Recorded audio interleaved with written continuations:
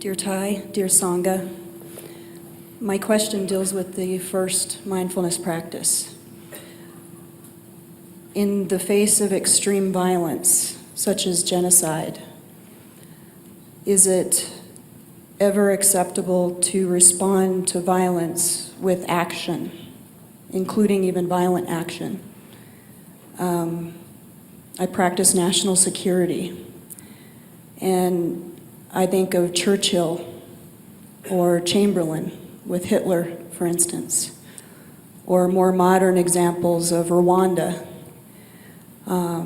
Sudan, and where maybe compassionate listening with Hitler, as was done with Chamberlain, may not have been enough. And I struggle with this.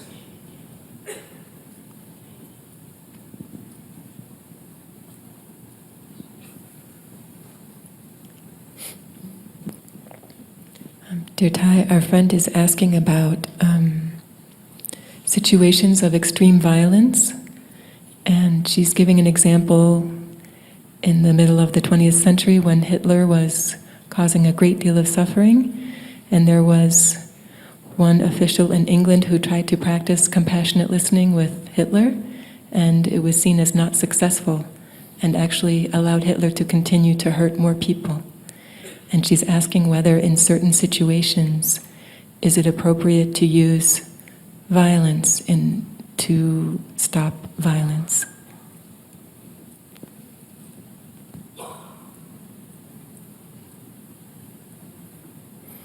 Non-violent action is not a technique. It is a way, not as a technique.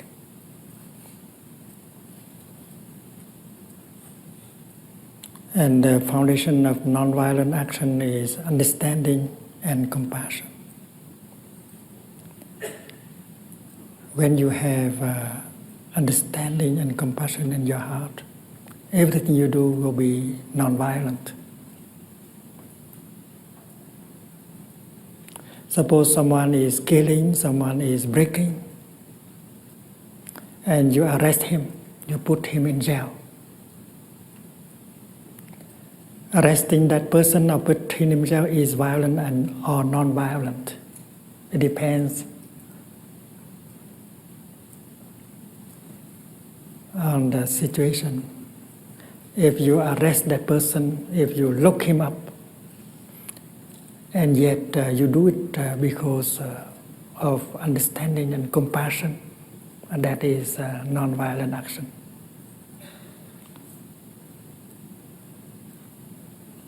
And even if you don't do anything, you allowed people to kill and to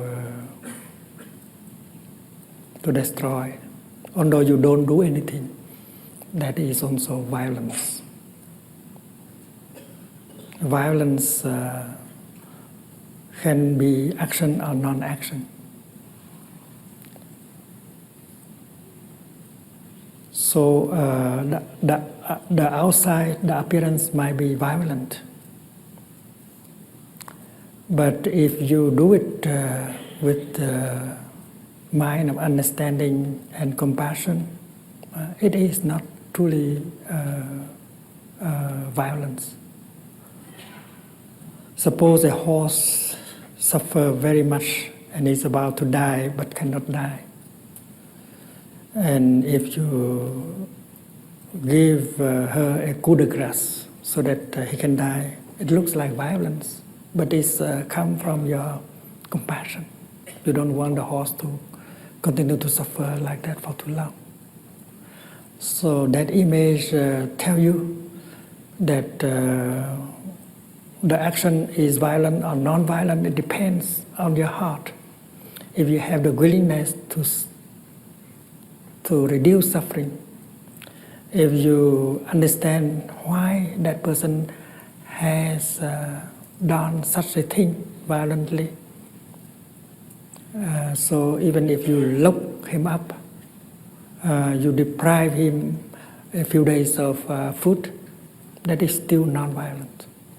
Because depriving someone for a few days of food in order to help him to know that having something to eat is something very great, to give him that kind of insight, and that does not come from your willingness to punish, but to help him to learn and appreciate, that is non-violence.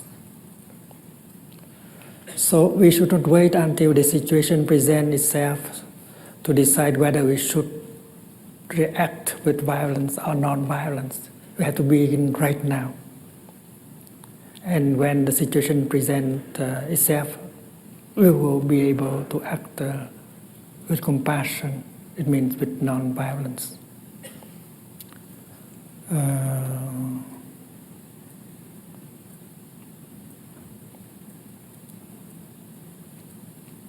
And non-violent action should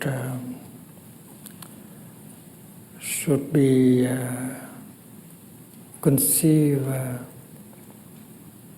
as a long-term actions. When you teach your child, when you tell your child how to do, how to act, you are having non-violent action. You don't wait until the child become cruel and begin to destroy, to kill in order to teach. You have to preventive measures. So in the realm of education, in the realm of agriculture, in the realm of art, you can introduce non-violent thinking, non-violent action, and teaching people to remove discrimination. That is the basic action of non-violence, because violence comes from discrimination, from separation, and from hate, from fear, from anger. So helping people to transform these things before they are translated into action, that is true non-violent action. It should begin right now, and you shouldn't wait until something happens in order to think whether we should act violently or non-violently. And I think non-violence can never be completely absolute. We can say that we should be as non-violent as we could.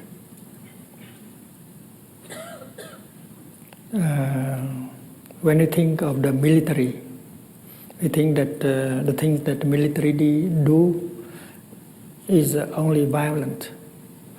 But to conduct an army, to protect a town,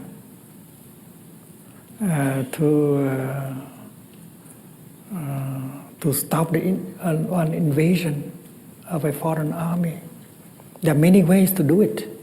And there are more violent ways, and there are less violent ways, and you can always choose.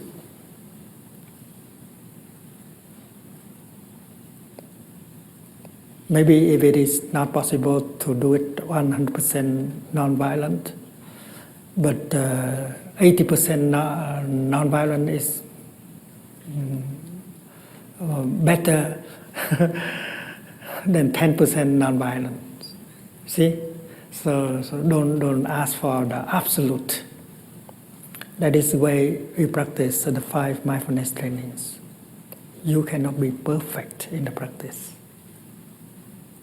Don't worry that you will not be perfect in observing the 14 or the 5 precepts.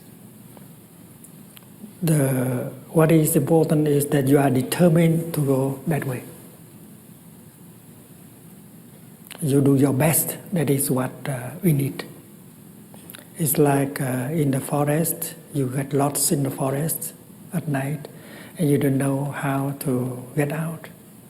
And you have to look at the northern star in order to find a way.